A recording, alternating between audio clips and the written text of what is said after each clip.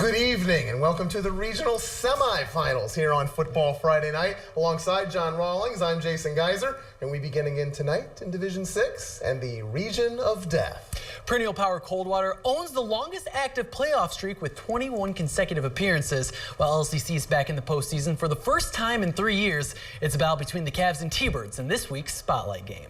The defending state champions of Marion Local are riding a 23-game winning streak dating back to last September. Spencerville looking for their first playoff win in 3 years. We start in the first quarter. Spencerville on the run with Joe Lotz. He gets to the outside, gaining 11 yards for the first down, but that's the most success they have offensively in the first half. Marion Local looking like the defending state champs. Final 10 seconds of the quarter. Nathan Bruins heaves it for Derek Ruenkamp, who makes the catch and finds the corner of the end zone. A 25-yard touchdown as time expires puts the Flyers on top 7-0.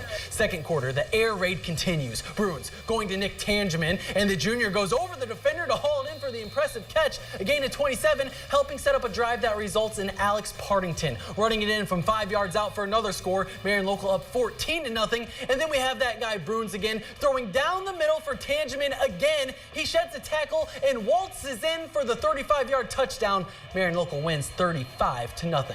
So here's how the bracket looks. It's an all-MAC rivalry game in the regional final. Coldwater and Marion Local will play for a spot in the state semis next Friday at 7:30. The Flyers won the regular season matchup 13-7 back in week 3.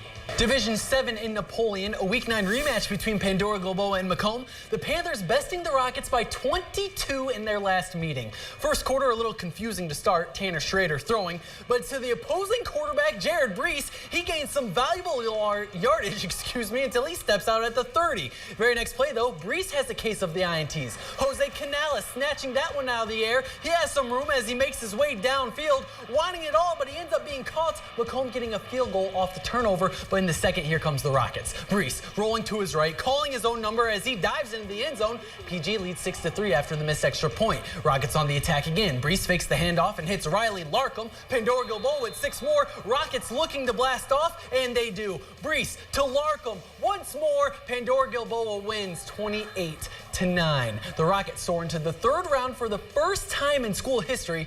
PG will play top-seeded Norwalk St. Paul for the regional title next Friday at 7:30. Jason and John, back to you. Go,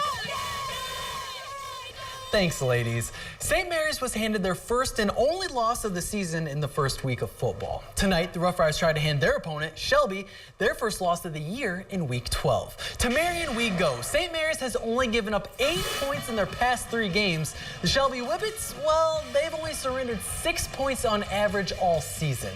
Second quarter, St. Mary's gets defensive. Whippets out of the gun, but Bo Kenning has other ideas. The big man with a huge INT, the turnover sets up this. Ty Schlosser receiving the handoff, works his way in. He is down at the 1, and then Kyle Clement says, let me do the rest. St. Mary's trails 20-7. The Rough Rider defense showing up first more. Shelby going for it as time is winding down in the half, but look at the adjustment by Braden Dunlap. A spectacular interception, but St. Mary's is unable to score in the second half.